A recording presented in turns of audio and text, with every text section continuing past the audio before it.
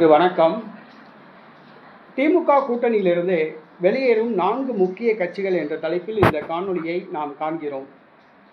திமுக கூட்டணி 2021ஆம் ஆண்டு நடைபெற்ற தமிழக சட்டப்பேரவை தேர்தலில் நூலிலையில் வெற்றி பெற்றது. அதாவது திமுக 133 தொகுதிகளில் வெற்றி பெற்றது. அதில் 8 தொகுதிகள் கூட்டணி கட்சிகள். அப்படி பார்க்கும் பொழுது திமுக 125 தொகுதிகளில் தான் வெற்றி பெற்றுள்ளது. அறுதி பெரும்பான்மைக்கு 118 தொகுதிகள் வேண்டும். அந்த 118ஐ விட கூடுதலாக 7 தொகுதிகளில் தான் திமுக வெற்றி பெற்றுள்ளது. நூலிலையில் திமுக வெற்றி பெற்றுள்ளது என்றே சொல்லலாம். வருகிற சட்டசபை தேர்தலில் திமுக கூட்டணியில் உள்ள கட்சிகள் 4 முக்கிய கட்சிகள் திமுக கூட்டணியிலிருந்து வெளியேற திட்டமிட்டு வருகின்றன. முதலாவது விடுதலை சிறுத்தை கட்சி. இந்த விடுதலை சிறுத்தை கட்சி தற்பொழுது ஆட்சியில் பங்கு, அதிகாரத்தில் பங்கு என்ற கோஷத்தை வைத்தது. ஆனால் அதிமுக பாஜக கூட்டணி ஏற்பட்டுவிட்ட காரணத்தினால் விடுதலை சிறுத்தை கட்சி திமுக கூட்டணியை விட்டு வெளியேற முடியாத ஒரு சூழ்நிலை உள்ளது. இதை பயன்படுத்தி திமுக விடுதலை சிறுத்தை கட்சிக்கு 4 தொகுதிகள் தான் தர முடியும் என்று கூறுகிறது. ஆனால் விடுதலை சிறுத்தை கட்சி 25 தொகுதிகள் எதிர்பார்க்கிறது. இதனால் திமுக கூட்டணியிலிருந்து வெளியேற விசிக திட்டமிட்டு வருகிறது.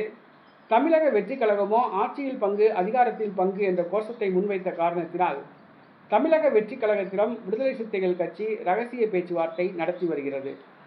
அதேபோன்று மார்க்சிஸ்ட் கம்யூனிஸ்ட் கட்சி திமுகவுக்கு எதிராக வருகிற ஜூன் 21ஆம் தேதி நடைப்பயணத்தை அறிவித்துள்ளது.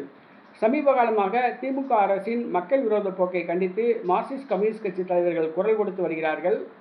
திமுக கூட்டணியில் இருந்தால் வரும் தேர்தலில் படுதோல்வி அடைவோம். கடந்த முறை 2 தொகுதிகளில் தான் வெற்றி பெற்றோம். இந்த முறை 1 தொகுதிகளில் கூட வெற்றி பெற முடியாது என்று கருதி மார்க்சிஸ்ட் கம்யூனிஸ்ட் கட்சி தலைவர்கள் தமிழக வெற்றி கழகத்திடம் ரகசிய பேச்சுவார்த்தை நடத்தி வருகிறார்கள். அதேபோன்று தமிழக வாழ்வுரிமை கட்சி கடந்த முறை 1 தொகுதியில் போட்டியிட்டு குறைவான வாக்குகள் வித்தியாசத்தில் வேல்முருகன் பண்ருட்டி தொகுதியில் வெற்றி பெற்றார்.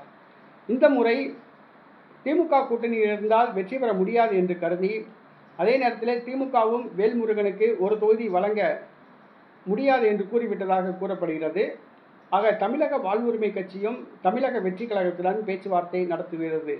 அதேபோன்று திமுக கூட்டணியில் உள்ள மக்கள் விடுதலை கட்சி, அதாவது தேவேந்திரகுல வேளாளர் சமுதாய கட்சி, முருகவேல் ராஜன் கடந்த முறை 1 தொகுதி வாங்கி நிலக்கோட்டை தொகுதியில் போட்டியிட்டு படுதோல்வி அடைந்தார். ஆகவே இந்த முறை அவருக்கு 1 தொகுதி வழங்கப்படாது என்று கூறப்படுகிறது. முருகவேல் ராஜனை பொறுத்தவரை தொகுதி இருந்தால்தான் கூட்டணியில் இருப்பார். வெளியில் இருந்தாலும் ஆதரவு தர மாட்டாப்ல. அதனால் தமிழக வெற்றி கழகத்தில் இணைந்து போட்டியிட்டால் 10 தொகுதி கிடைக்கும் என்று கருதி அவர் தமிழக வெற்றி கழகத்துடன் பேச்சுவார்த்தை நடத்தி வருகிறார். மேலும் தமீம் அன்சாரி அவருடைய கட்சியும் விலகலாம், மேலும் ஒரு சில கட்சிகள் விலகலாம் என்று கூறப்படுகிறது.